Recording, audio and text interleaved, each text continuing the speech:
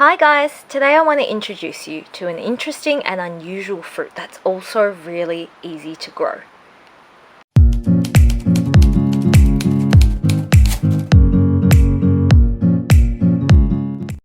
Hi, it's Jan from Melbourne Foodforest, and yes, today we will be talking about Cape Gooseberry. You might also hear this referred to as golden cherry or even ground cherry. Now it's quite an unusual fruit. It has its own wrapper. So our kids think of it as like a lolly, something to unravel to reveal the beautiful golden interior. And the fruits live up to their name. They're golden and round. So Cape Gooseberry originates from South America, from Peru, and it's now grown widely across the world because it is so easy to grow. It could almost be described as semi-weedy. Here's ours growing wild in the lower canopy under our established fig tree. To give you an indication of just how tough they are, we do not water this area, so no supplemental irrigation, not even in summer. And it's under a big tree, which is very competitive for water, a fig tree out of all trees. So it grows basically on its own with no effort from us. So once established, and it's best to establish plants over the cooler seasons, once established it grows like a weed itself. So tough, drought tolerant, and it is really happy in sandy soil with good drainage. And fortunately we have that in abundance in our food forest. Not a drop of clay soil in sight, it's all sandy. So for anyone else with really poor soil, this could be the plant for you. You can see the leaves are really big and furry, and they're heart-shaped. They're quite pretty. And when the fruit grows, it grows along the stem like that in little lanterns. Now, if you've grown tomatillos before, which is Mexican husk tomato, you'll see how similar they are. They're very closely related. I'll show you our tomatillos in a second and you can see how similar they are. Both of them have fruit encased in a husk. And when unripe, the husks are green, and you most definitely should not eat them at that stage. They'll cause a stomach upset. Only eat them when they turn yellow like this. And the best thing to do is even to wait for them to drop onto the ground. So this is what our kids do. They rummage around through here and find all the drop fruit, of which there's quite a few. You can also tell that the plant is related to your eggplants, your potatoes, and your tomatoes. So it's in the Solanaceae family, which also explains why it's so tough and vigorous. It looks lush and happily grows in full sun or part shade. In fact, I find that it thrives better in our hot summers in part shade. Great for filling those dry, shady spots under fruit trees. Now, Cape Gooseberry are self-pollinating, which means the flowers are complete. They contain both the male and female bits, so even with a bit of wind, they will form fruit. That means you only need one plant in order to enjoy the delicious berries. And how do you grow your own plant? Well, each fruit contains hundreds of seeds. So if you drop one ripe fruit on the ground or into potting mix, get one from your friend, you will have Cape Gooseberry plants for years to come. And if you keep them better hydrated than we do in summer, you will get lots of fruit. Ours tend to produce the most fruit in spring and autumn, where we rely on our area's natural rainfall because they're so productive already. How are we going to finish all those berries?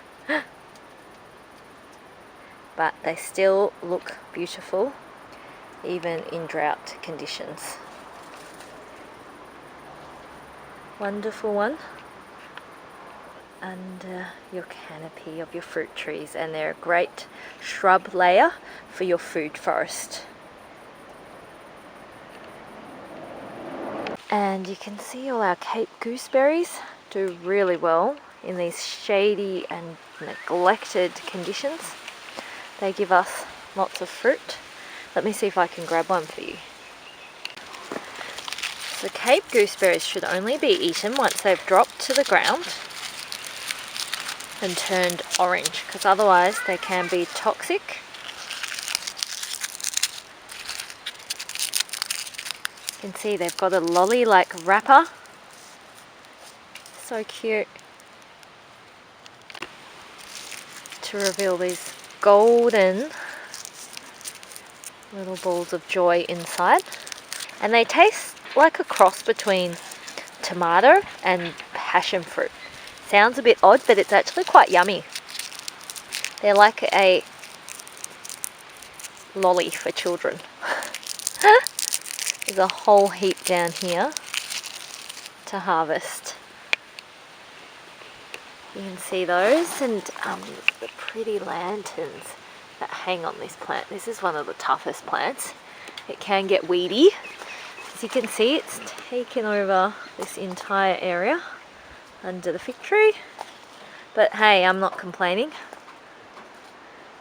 Gives us fruit, doesn't need watering, and is a beautiful ground cover.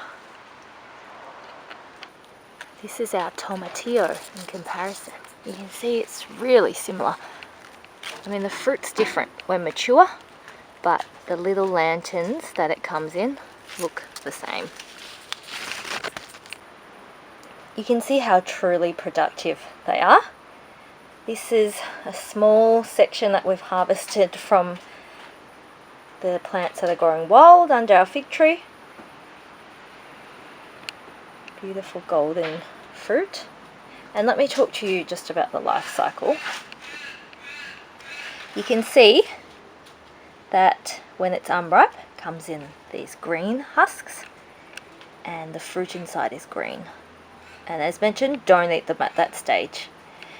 Then the husk turns papery and the fruit fills out inside the husk. You can feel it, it's quite plump. And then it develops into this beautiful round shiny fruit. If you leave it long enough, it gets a bit shriveled, almost like a dried fruit. It naturally dehydrates. And then if you leave it long enough on the plant, it forms these lacy lanterns, which are just incredible. Becomes transparent.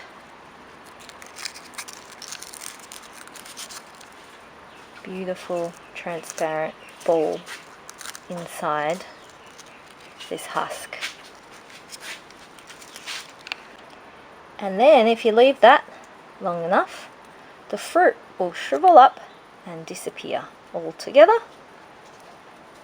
leaving you with just a beautiful lacy lantern. Which the paper outsides, of course, are not the husks. They're not edible. So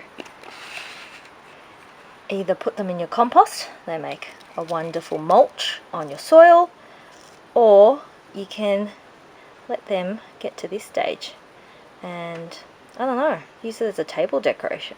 What do you think? When the fruit are ripe, it smells really fruity and the aroma is quite irresistible actually.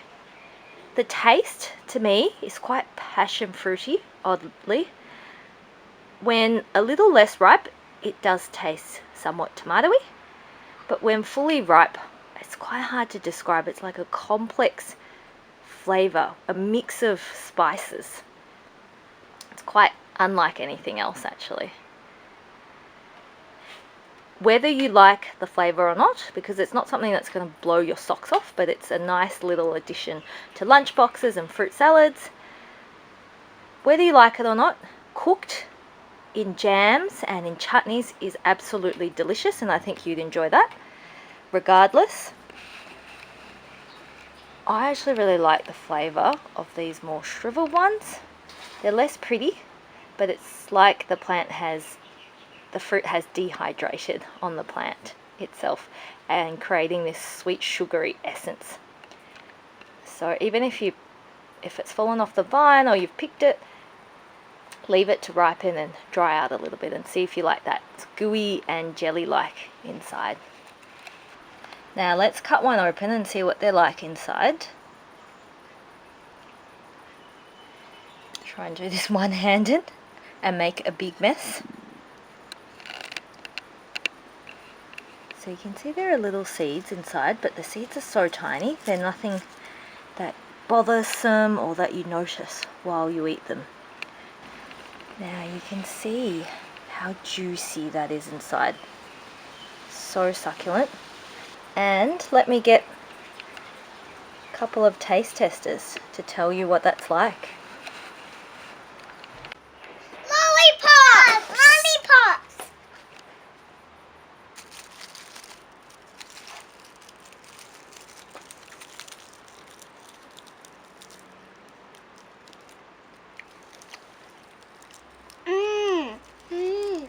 They're really yummy and they're really sweet. What do they taste like? They taste sweet and sour, and they taste like tomato and passion fruit. Do you like it? Yeah, I do.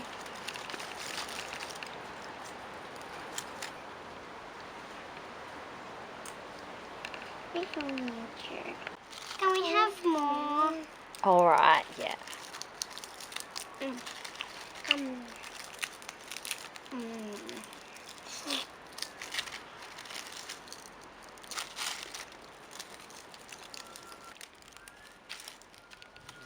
Ew.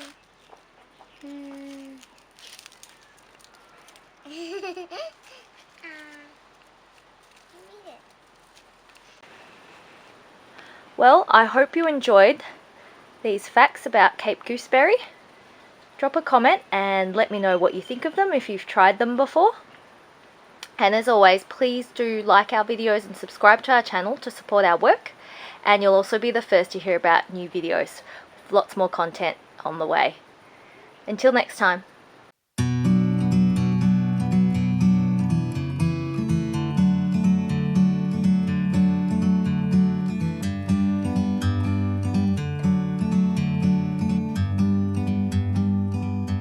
Like a bird on a tree.